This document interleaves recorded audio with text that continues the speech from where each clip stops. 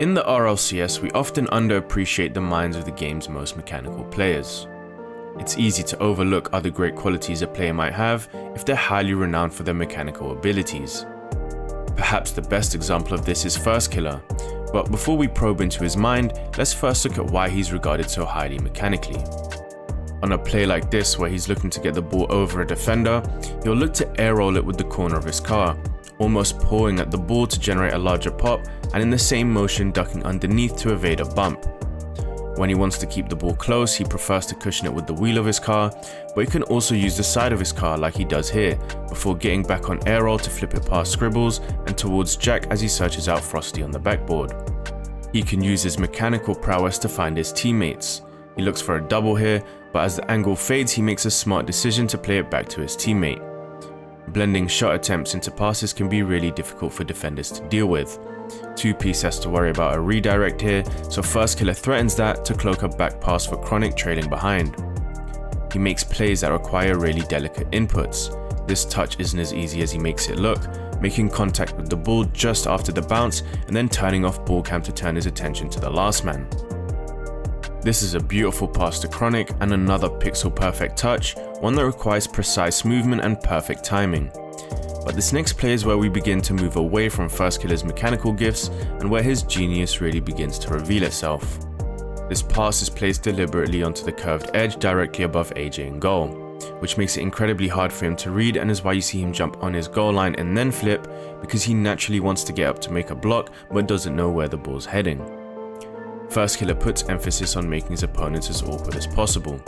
Nolly instinctively wants to get up quick here because he's thinking about Firstkiller beating him to the ball, and Com doesn't even get a contest off in this one because he's in two minds: stay low to watch the bounce out or go up the back wall to cut it off as it drops down. What I love about this play is that Firstkiller implements it everywhere on the pitch.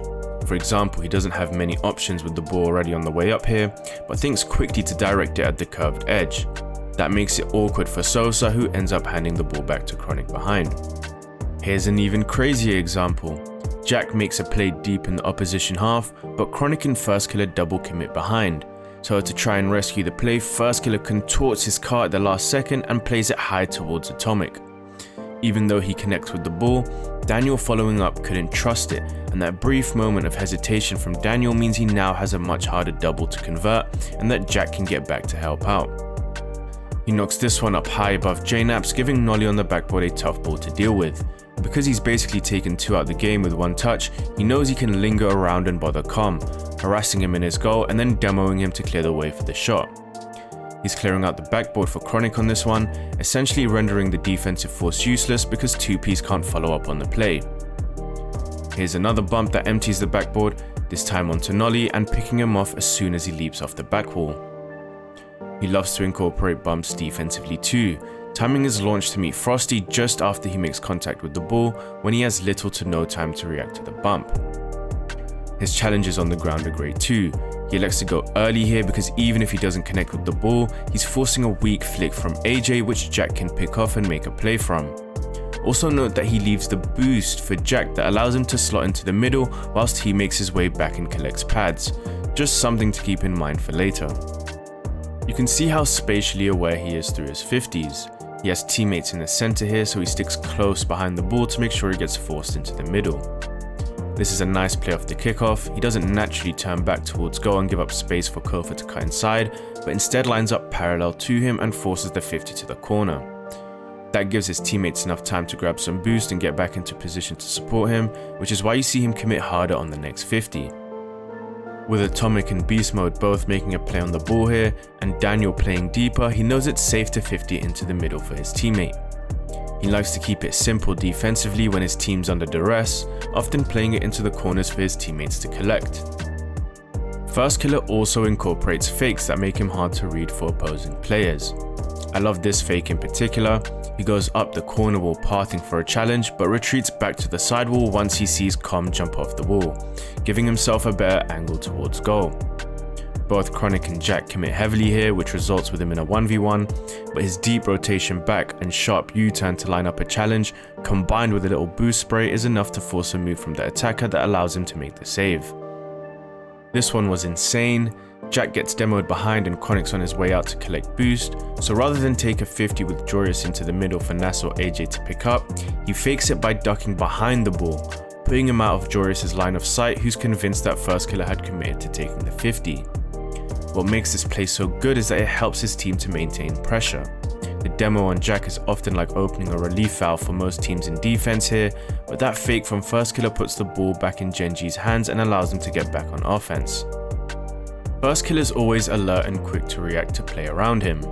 It's Chronic who gets demoed behind in this one, so Firstkiller makes sure to keep himself alive, dodging Daniel by faking the pad pickup and then redirecting the ball back to his corner for Chronic to collect so they can begin to reapply pressure together.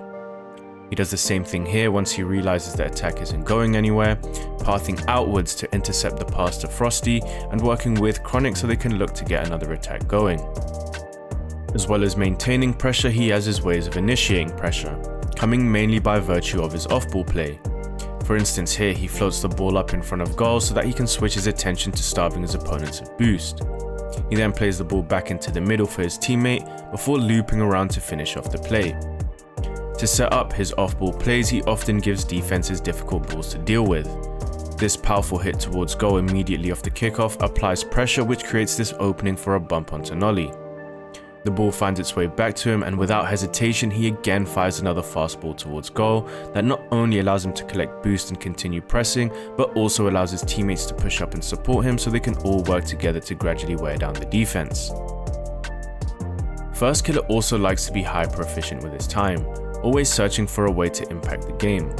For example, he's looking to connect a bump onto reveal instead of lining up behind Chronic on the opposite side of the pitch, but because of his great feel for the game, he knows he can dip out for a second or two and still make it back in time for when it's his turn to go for the ball. In this one, he moves ahead of Jack to deny Frosty the corner and the mid boost to force him all the way back, but still manages to rotate back into position in case he needs to help out defensively. However, Firstkiller is walking a fine line when making plays like this. He goes deep into enemy territory to start 5-up, but 5-up only needs a couple pads to get up to the ball that ends up ping-ponging off everyone to safety. But you can see that any slight error in judgment can lead to very dangerous situations. One of Firstkiller's best traits is his ability to collect pads. What makes him so special here is that he always pays full mind to the on-ball play while subconsciously gliding over pads. He's rotating out here and sees that Jack's been demoed, so he alters his route, cutting inside to get behind Chronic as soon as possible. Jack's able to get it off spawn, but you can see how valuable of a skill this is to have, and also notice that he keeps ball cam on throughout this entire sequence, giving himself a much clearer picture of the unfolding play. He's also very experienced at this point in his career, so he knows when and when not to comply with some fundamental rules. For example, you'll often see most players take up position in the goal here and stay behind their teammates, but Firstkiller steps in front of Chronic to replenish some boost. Pathing like this also helps to maintain speed as opposed to rotating in goal, which would require him to utilize boost to get going again. And you can see how meticulous he is about his pathing. Again, most players in this situation would take a diagonal line over the pads of the front post here, but he stays wide, traversing over pads and timing his arrival back to goal just as the next touch is about to be made, meaning he doesn't have to kill his momentum and burn through boost to build up speed. Something else to note is how much he values every pad. He tracks out wide here to pick up this pad and avoids the mid left, then continues driving over pads as the ball makes its way back to his end, which means he doesn't need to pick up this back right either. Although Chronic gets demoed here, you can see that his pad collecting skills make life easier for his teammates. Jack picked up the mid left and Chronic could have potentially had the back right. We saw him dish out demos earlier, but he has a knack for avoiding them too. Scribbles immediately after landing tries to catch him out here, but Firstkiller's wise to it, and you can see how cognizant he is of some of these demos too, not tunneling on the ball here to avoid a very sly demo from Lion Blaze lurking around. He's also made some incredible saves whilst having to avoid bumps, slipping underneath this one as he's waiting for a teammate to force so he can make the save. He has to make his way into the net in this one to avoid Daniel, and then drives to the inner wall of the goal, which not only makes him a much harder target to hit for beast mode, but also allows him to carry the ball all the way downfield because he can accelerate quicker towards the ball coming from inside the post in comparison to a still launch off the ground. He likes to make himself as big as possible when going for saves too. He does immensely well to avoid the bump here, but instead of playing to close the distance, he makes himself as wide as possible to force the ball off target. He does the same thing here, forcing the shot past his goal to make sure that it doesn't sneak past him, and he double jumps off his back wall in this one and instantly steers right and holds down boost, keeping himself in the way of the shot and getting a good save away to the side. One problem Firstkiller does have is a tendency to make some very ambitious plays. For example, I don't think the optimal play here is to pre-jump to the ceiling as the last man with both teammates recovering slowly on low boost, or in this play taking to the ceiling for a bump on low boost that lands him out of position. How much is there to gain from making plays like these, and are they worth the risk? In this one, he hands the ball over to Nolly, then tracks him down from the ceiling to fire it straight down to Jnaps in the middle. It pans out, but again, these are unorthodox plays made from very atypical positions. Here's another challenge, leaping off the corner wall to contest Nolly, but then seeing the ball fly over Chronic and into the path of Com. It's a really poor goal to concede after a 3.5 minute OT, and it comes from Firstkiller again trying to make a play from an unconventional position. Some of these plays seem maniacal, but are in a sense what make Firstkiller who he is. For instance, there aren't many players who'd pre-flip back pass it into their own corner wall here, but the pass speeds up play and releases Chronic, who's able to take it all the way because OG weren't expecting play to unfold like that. Firstkiller has a really well-rounded game. We know how mechanically gifted he is, but he's a master of the fundamentals too. Whether it's his pathing or how he sells his fakes, or even just making the ball as awkward as possible for his opponents, Firstkiller shows how effective the basics can be even at the highest level. His mental bandwidth allows him to not only focus on play unfolding in front of him, but also allows him to think ahead and see the bigger picture, which in combination with his high octane gameplay makes him an extremely difficult player to keep up with. He has perhaps one of the most unique playstyles too, a style almost impossible to replicate, because after all, Firstkiller is one of the brightest minds Rocket League has to offer.